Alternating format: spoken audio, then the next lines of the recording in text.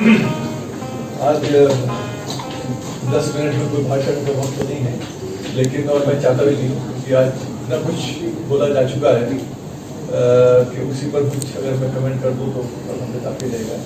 जो अभी गीता जी ने शुरू किया था कि वो कुछ मायूस हैं नौजवानों से,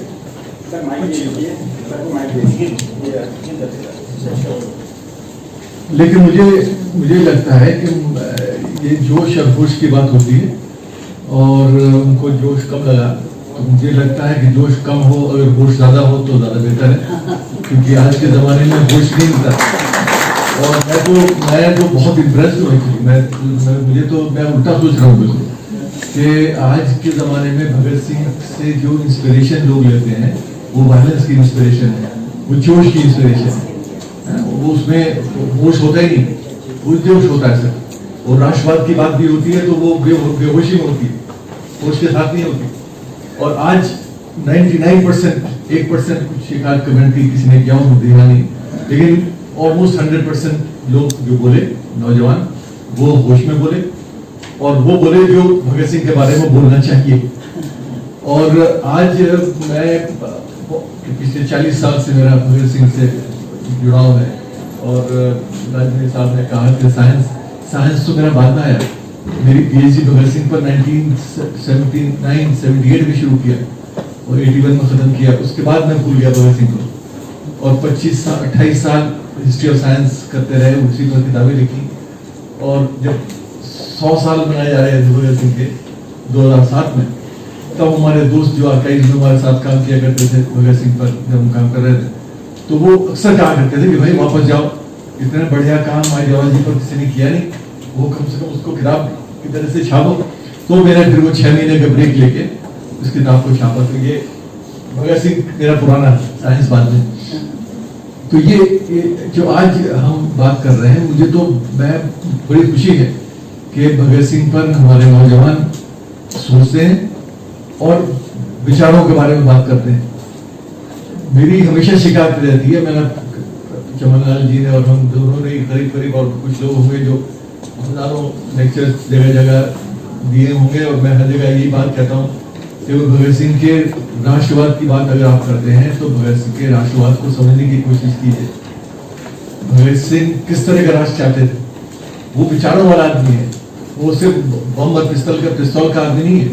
और वो सिवाय 2 रेवोल्यूशनरी एक्शंस के अलावा, सॉन्डर्स का मर्डर और असेंबली बॉम्ब केस, उसके अलावा तो कोई है नहीं। तो सारा फिर विचारों की क्रांति है, लेख है जो हमें पढ़ने चाहिए। और ये एक्शंस भी उनके, असेंबली बॉम्ब जो एक्शन है वो भी हिंसा से नहीं जुड़ा है, वो भी विचारों से जुड़ा है। पब्लिक सेफ्टी बिल के खिलाफ ऐसे बॉम्ब बनाए गए आगरा में जिनका टेस्ट किया गया, अगर ये कोशिश की गई कि ये हिंसा इनसे ना हो, जान माल की हानि ना हो। तो ये भी विचार से जुड़ा था ये एक्शन भी। तो पूरी जीवन जिस व्यक्ति का वैचारिक क्रांति की तरफ ले जाने के लिए गुजरा हो, उसको हम सिर्फ एक शहीद बना के छोड़ दें तो हम तो मैं तो कहता हूँ अक्सर कि भगत सिंह को तो अंग्रेजों ने एक दिन मारा, 23 मार्च 1931 को। हम भगत सिंह को रोज मारते हैं क्योंकि हम भगत सिंह की बात को नहीं मानते। भगत सिंह को न मानिए, भगत सिंह की मानिए, है ना। जो भगत सिंह ने लिखा, जो कहा, वो ज्यादा महत्वपूर्ण है। तो हम तो रोज मारते हैं भगत सिंह को, तो जिम्मेदार तो हम ज्यादा है। अंग्रेज तो एक बार मार के चले गए। तो बात यह है कि हम भगत सिंह को जब तक उनके विचारों पर न चले और उसको समझने की कोशिश न करें, तब तक हमारा जो सम्मान है भगत सिंह के लिए वो अधूरा है। और एक दूसरी बात, मुझे बार मैं भगत सिंह के सिलसिले में पाकिस्तान भी कई बार गया, और ये ख्याल आया कई बार जब भी गया वहाँ, और जो जोश मैंने वहाँ के नौजवानों में, वहाँ की लम्स जैसी प्राइवेट यूनिवर्सिटी और बाकी इदारों में जहाँ गया मैं, वहाँ ये महसूस ही नहीं हुआ कि ये लोग हिंदुस्तानी है कि पाकिस्तानी है। इतना जोश नौजवानों में था, लड़कियों में, लड़कियों में। और कई बार लेक्चर्स में 200 लोग होते थे और आधा एक घंटे तक सवाल करते हैं भगत सिंह के बारे में। तो वो एक जुड़ाव उनका भगत सिंह के साथ बिल्कुल बराबर का है। क्यों है? ये मैं कई बार लिख भी चुका हूँ कि भगत सिंह एक अकेला व्यक्ति है हमारे राष्ट्रीय आंदोलन के जो हमारे सितारे हैं, चाहे वो गांधी हो और नीचे तक नेहरू और सरदार पटेल और जो भी आप नाम लीजिए, जिसका सम्मान दोनों देशों में बराबर है। पाकिस्तान के कुछ तबका छोड़ दीजिए, जो बुल्ला किस्म के लोग हैं वो तो अपने पाकिस्तानियों को पाकिस्तानी नहीं मान रहे, तो भगत सिंह को क्या मानेंगे? तो आपस में एक दूसरे का खून पी रहे हैं, तो वो तो अलग चीज है। लेकिन एक बड़ा सेक्शन पाकिस्तान में ऐसा है जो भगत सिंह को अपना हीरो मानता है। उनका घर जहाँ वो पैदा हुए उसमें उन्होंने म्यूजियम बनाया हुआ है, और अभी जो उसकी जस्ट की जो किताब आई, हाँ, उसमें लिखा भी है कि काफी हमारे जो सिख भाई यूके से और यूएस से वहाँ जाते हैं उस घर को देखने के लिए, और पिलग्रिमेज सेंटर है सबके लिए। काफी लोगों ने करोड़ों रुपया उनको ऑफर किया जिनका घर है, और उनका जवाब हर बार यही होता है कि कुछ ये तो हमारी इज्जत है, हम इसको कैसे बेच दें? ये सब मुसलमान है, मतलब इनका कोई धर्म से मतलब ना, अच्छा वो राष्ट्रीयता भी पाकिस्तानी है, हिंदुस्तानी भी नहीं है, उसके बावजूद उनकी इज्जत, उनका सम्मान भगत सिंह के लिए ये है कि करोड़ों रुपया जो ऑफर किया जाता है वो वर्षों से उसको डिनाई कर रहे हैं। और लास्ट में वो उन्होंने अपनी किताब में कहीं लिखा, इस बातचीत में मेरी डिस्कशन में इंटरनेट वाला हुआ था किताब पर, तो उन्होंने कहा कि भाई लास्ट में उन्होंने ये कहा कि हम घर वालों ने कि भाई जिस दिन हमें देना होगा हम मुफ्त में देंगे, पैसा नहीं देंगे।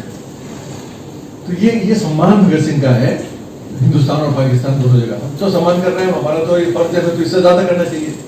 लेकिन पाकिस्तान जैसा मुल्क जिसका जो धर्म के नाम पर बटा और धर्म के नाम पर देश के टुकड़े हुए, उसके बावजूद भगत सिंह का सम्मान आज तक उतना ही बाकी है। तो ये एक विरासत है जो भगत सिंह ने दोनों मुल्कों के लिए छोड़ी, और मुझे लगता है कि रोशनी भगत सिंह दिखा सकता है अगर हम भगत सिंह को सीरियसली दोनों मुल्क लेना चाहें, एक दूसरे को नजदीक लाना अगर चाहें, सिंसियरिटी अगर है, अगर नॉन सीरियस है फिर तो कुछ हो ही नहीं सकता। तो हम अपने देश में भगत सिंह का सम्मान नहीं कर रहे, तो उनसे हम क्या उम्मीद करें? तो कोशिश ये होनी चाहिए कि भगत सिंह ने जो लिखा, जो विरासत छोड़ी, उसको हम सीरियसली अपने जीवन में उतारें। जो सरकार है, आम आदमी की पार्टी की सरकार है, उन्होंने वो सम्मान दिया जो पहले भगत सिंह को नहीं मिला, लेकिन कोशिश ये होनी चाहिए कि भगत सिंह के विचारों का सम्मान होना चाहिए। 23 मार्च और 28 सितंबर को नहीं, पूरे साल। अभी तक तो वो माल्यार्पण करके हम भूल जाते हैं, फिर सारे साल वही करते रहते हैं जिसका भगत सिंह से कोई लेना देना नहीं, चाहे वो धार्मिक उन्माद हो, चाहे वो जातिवाद हो, चाहे वो और अमीर गरीबी की खाई को बढ़ाना हो, जो भगत सिंह खत्म करना चाहते थे। नौजवान भारत सभा का मैनिफेस्टो है, उसमें साफ तौर से लिखा कि हिंदुस्तान में 98% लोगों का पर शासन करते हैं 2% लोग। हम ऐसा भारत चाहते हैं जहां 98% लोग की शासन में भागीदारी हो। तो वो जो भगत सिंह की जो सपना था, उस सपने को तो हमने आज पूरा क्या करेंगे, हम तो उससे और दूर होते जा रहे हैं। आज तो हमारे यहाँ पिछले कुछ सालों में तो ये तो पहले से भी हो रहा है कि अमीर अमीर हो रहे हैं, गरीब गरीब हो रहे हैं, लेकिन पिछले कुछ सालों में तो ये इसमें और इजाफा हुआ है, बहुत तेजी से चल रहा है। ये गरीबियों की का तो कोई इज्जत है ना, सम्मान है ना, उनका कोई फासले को दूर करने का कोई ऑब्जेक्टिव भी नहीं है, उसका मतलब कोई सिवाय नारेबाजी कुछ नहीं होता। तो आम आदमी पार्टी की सरकार को कम से कम ये चाहिए, बड़े अच्छी बात है भगत सिंह के नाम पर ये सब हो रहा है और होना भी चाहिए, पहले भी होना चाहिए था, लेकिन उनके विचारों को आगे बढ़ाएं, सामाजिक समरसता को ध्यान में रखते हुए गरीब अमीर गरीबी की दूरी को खत्म करने की इगैलिटेरियनिज्म पर ध्यान होना चाहिए। तो वो ये सब भगत सिंह की विरासत है, और हमें उम्मीद है, सभी को उम्मीद होनी चाहिए कि इन सब चीज़ों पर शायद आगे अपनाया जाएगा और आगे बढ़ाया जाएगा। और भगत सिंह के राष्ट्रवाद को भी एक साझा राष्ट्रवाद है जिसमें सबकी शिरकत है। और वायमेनथिस्ट की बात हुई, समय नहीं है मैं तो और ज़्यादा कुछ बोल सकता था, लेकिन वायमेनथिस्ट में वो जैसे टाटी कहता है वायमेनथिस्ट, तो उससे लगता है कि सिर्फ भगवान के के खिलाफ एक दस्तावेज है जो ये है, लेकिन वो उससे कहीं ज्यादा है। बहुत सारी चीजें हैं, जैसे ऑटोबायोग्राफिकल अकाउंट है, वो तो है ही। दूसरी चीज उसमें साइंटिफिक टेम्पर की बात करते हैं, वैज्ञानिक सोच की बात करते हैं। फिर एक बहुत महत्वपूर्ण बात जो आज बहुत जरूरी है, वो उस समय कह रहे हैं गांधी के संदर्भ में, वो कहते हैं कि हमारे देश में लोग आजकल आंख बंद करके फॉलो करते हैं नेताओं को। फॉलो कीजिए, दिमाग का इस्तेमाल कीजिए, देखिए कि ये नेता क्या कह रहा है, इसका व्यक्तित्व क्या है। अंधभक्त बनने की जरूरत नहीं है। ये कितना कंटेम्परेरियस है, ये 1930 में लिख रहा है वो बंदा, और आज आप देख लीजिए हमारे जीवन में क्या है, किस तरह से हम लीडर्स को फॉलो करते हैं, क्या सोचते हैं। लीडर कोई भी हो, लेकिन फॉलो जरूर कीजिए, सोचिए, अपने दिमाग का इस्तेमाल कीजिए, उसके बाद आप फॉलो करें या ना करें, या उसमें कुछ तब्दीली करें। तो ये सब चीजें भगत सिंह ने उस समय में 30 में लिखी। बहुत सारी चीजें और जो उसमें हमें बहुत सारी चीजें जो समझ सकते हैं, जो आज यूजफुल है। ये क्या देखकर, टाइटल देख करके मैं नास्तिक क्यों हूँ, तो जो बिलीवर है वो ये कह के छोड़ देगा सर ये तो हमें नास्तिकता की तरफ ले जा रहा है, तो ऐसा नहीं है। उसमें भी एंगेजमेंट है, engaging with the idea of God, very complex text. और वो उस इतनी छोटी उम्र में इतना कॉम्प्लेक्स टेक्स्ट कोई लिखे। और दूसरी चीज जो ड्रीमलैंड का एक इंट्रोडक्शन है, no that is again equally profound text, and you can't expect something like this from a person at the age of 21-22। तो ये मैं बार बार ये कहता हूं कि हम जब भी भगत सिंह की बात करें, भगत सिंह की उम्र का ख्याल रखना चाहिए कि वो आदमी उस उम्र में वो काम कर रहा है जिस उम्र में आज का नौजवान कोहेरेंटली सोच ही नहीं पाता, वो दिख रहा है।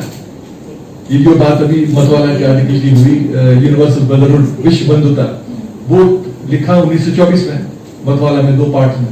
उस वक्त उम्र क्या थी? 17 साल।